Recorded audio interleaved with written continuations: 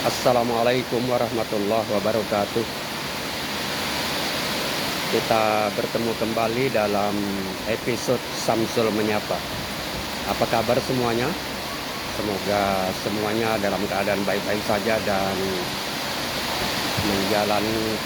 menjalani aktivitas harian dengan penuh kebahagiaan.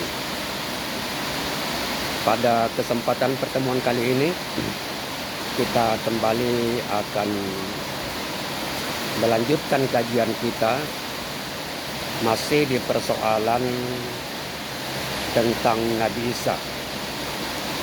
Kali ini kita akan membahas tentang bagaimana orang-orang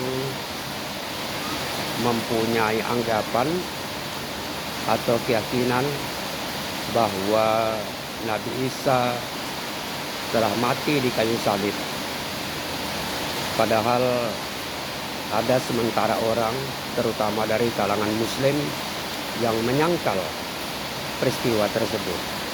Muslim menyangkal bahwa penyaliban dan pembunuhan terhadap Nabi Isa itu sama sekali tidak pernah terjadi. Bagaimana penjelasan di masalah ini?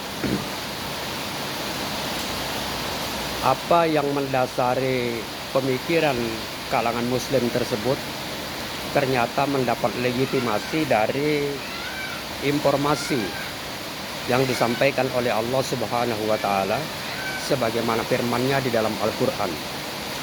Wa qaulihim inna qatalnal masiha Isa bin Maryam Rasulullah. Dan karena ucapan mereka bahwa sesungguhnya kami telah membunuh Al-Masih Isa putra Maryam utusan Allah. Wa ma qataluhu wa ma salabuhu. Padahal mereka tidak membunuhnya dan tidak pula menyalibnya. Nah, jadi dari ayat ini kita menjadi tahu bahwa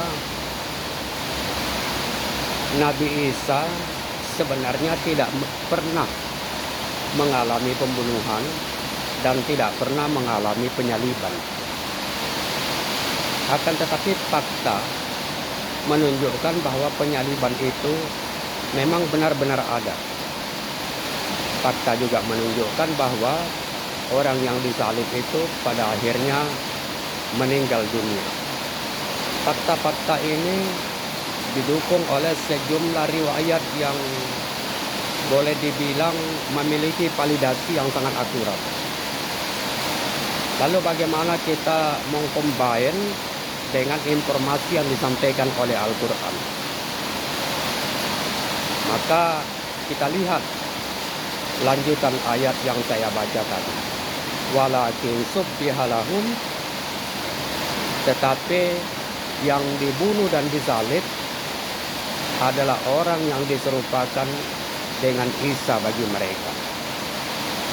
Jadi Al-Quran bukan menyangkal adanya penyaliban tersebut, bukan menolak adanya pembunuhan tersebut, tetapi Al-Quran menyangkal dan menolak bahwa yang disalib dan dibunuh itu adalah Nabi Isa.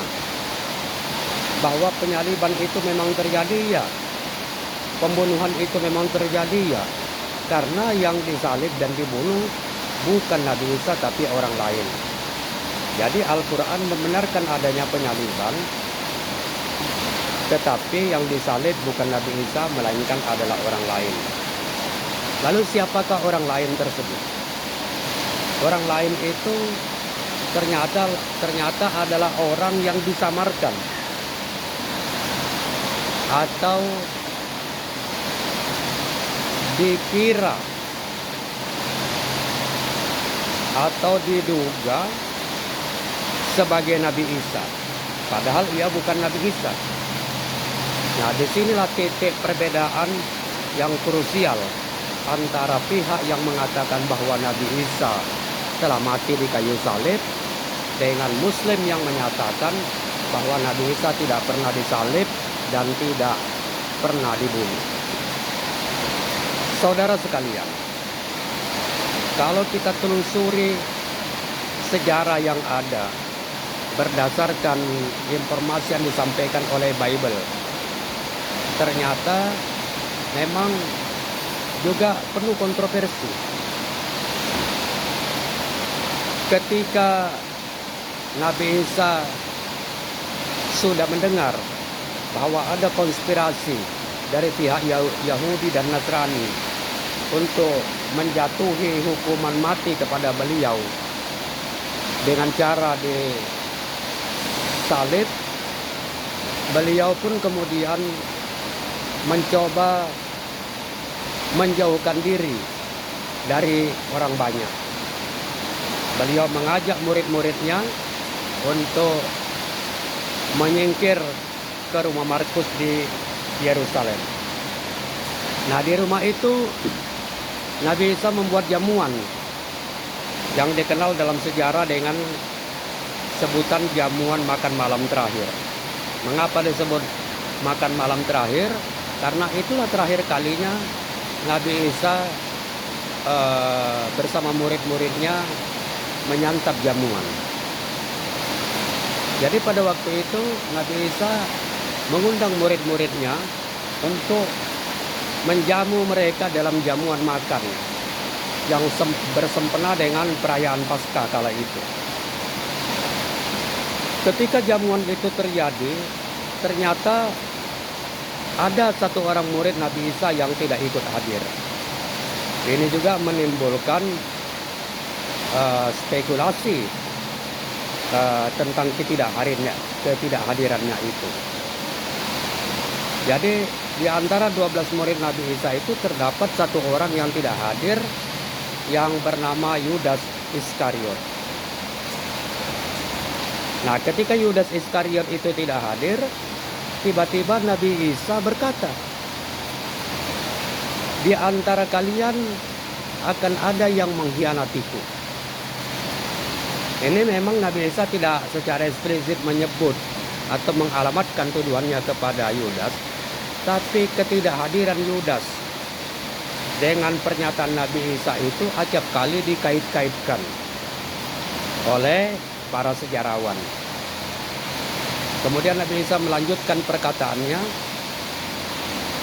akan lebih baik bagi pengkhianat itu jika ia tidak dilahirkan oleh ibunya.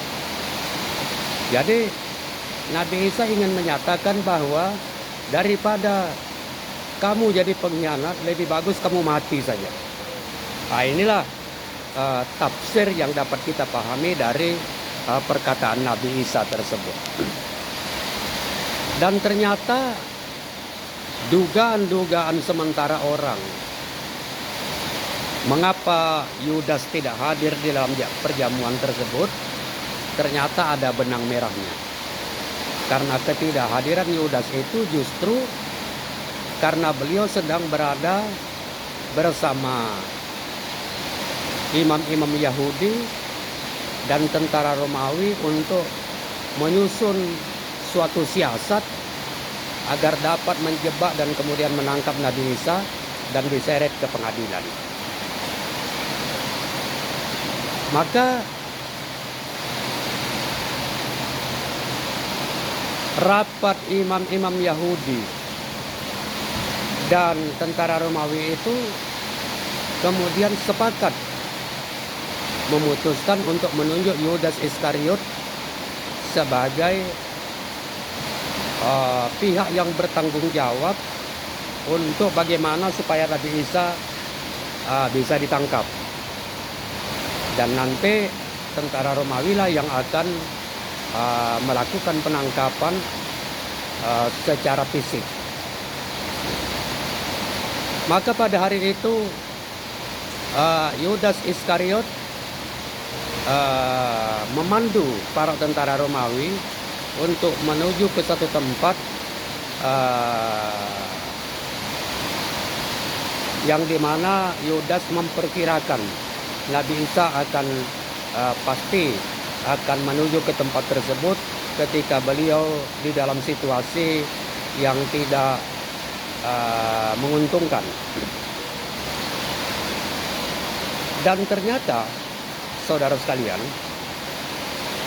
selepas jamuan makan malam itu, Nabi Isa yang tadinya bermaksud ingin menginap di rumah Markus, ternyata mengajak murid-muridnya untuk segera menyingkir, meninggalkan rumah Markus.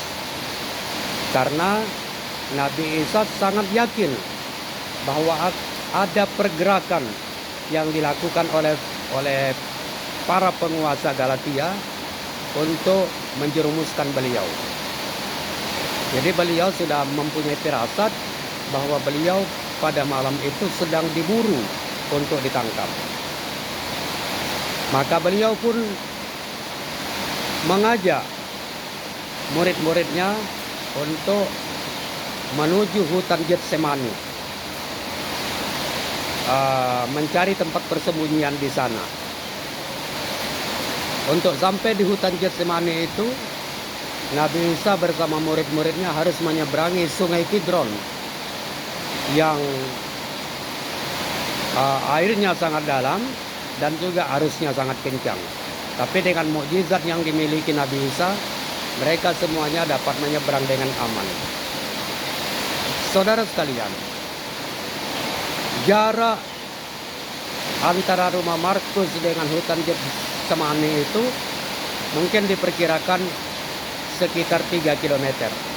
Jadi Nabi Isa membawa murid-muridnya memasuki hutan Getsemani dan kemudian mereka melanjutkan perjalanan ke Bukit Zaitun, dan di kaki bukit itulah terdapat gua, dan di sanalah kemudian Nabi Isa bersembunyi.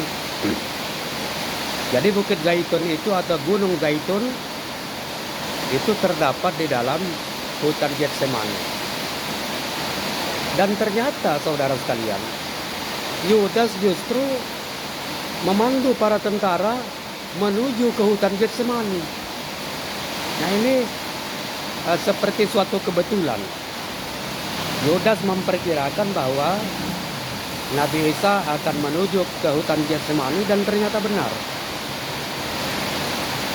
Kita akan lihat bagaimana nantinya, apakah Yudas bersama para tentara berhasil menangkap Nabi Isa atau Nabi Isa berhasil menyelamatkan diri.